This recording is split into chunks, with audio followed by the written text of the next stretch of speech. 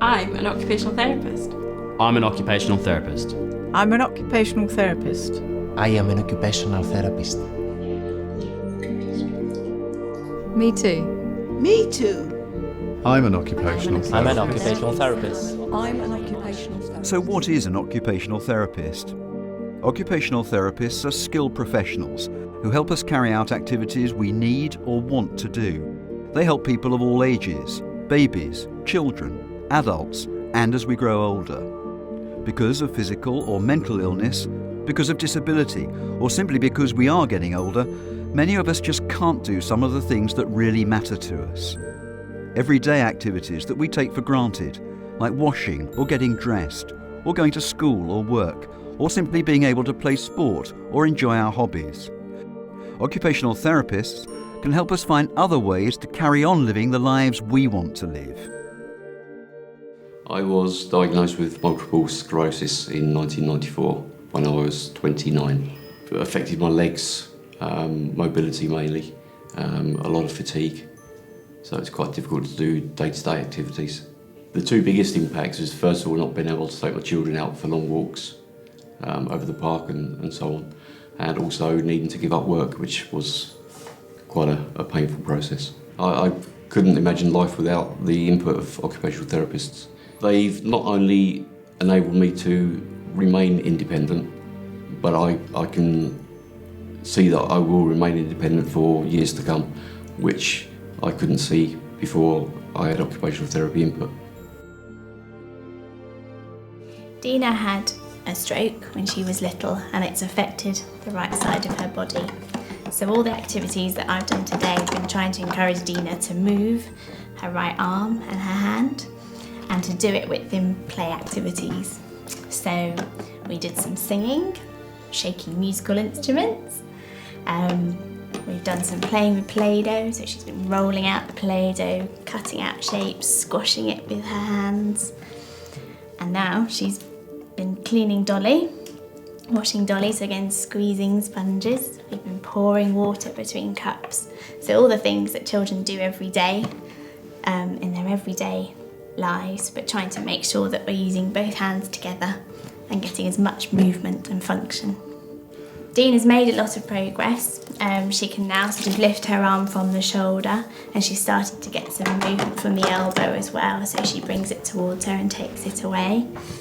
The hand she finds a bit more difficult to open and close, but she's starting to use it more and just involved in activities, so she's doing really well.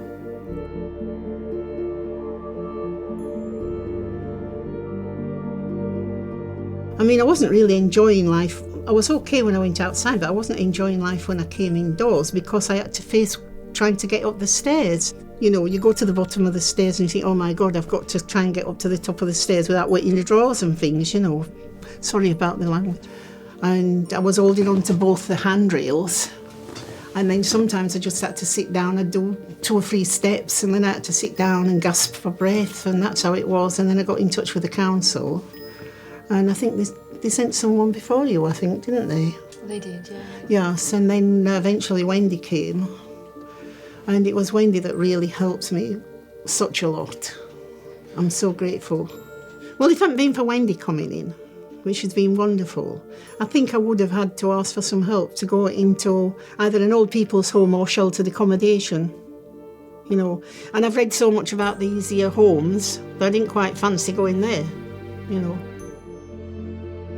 I went into what I now know to be a terrible low and decided that I was going to kill myself. And I then threw my mobile phone in the bin and went off to Littlehampton. Don't know why Littlehampton, but I took some rope and I was either going to hang myself or drown myself. Well, later on in the day, I decided that I couldn't do it. I rang my father and he then got in touch with the police who were already looking for me. And they picked me up and I was sent to the Southwest Sector Recovery Group at 380 Streatham High Road, which is a mental health unit, which is for where I first met Davina Blunt, who is the occupational therapist. Davina's helped me in lots of different ways, some of them very small, but all these smalls have ended up into one big large, with all the effort that she put in with trying to get my mind into some sort of state and order where I could function. has just helped me immensely, and I wouldn't be doing this one-man play now if I hadn't had that help from her. So I owe a huge debt to her as my occupational therapist. If you think that you, a relative or a friend, may be experiencing difficulties in doing the things that you need or want to do and aren't getting the most from life, you might benefit from seeing an occupational therapist. You can contact an occupational therapist through your local NHS trust or through social services. To find an occupational therapist, please visit www.cot.org.uk.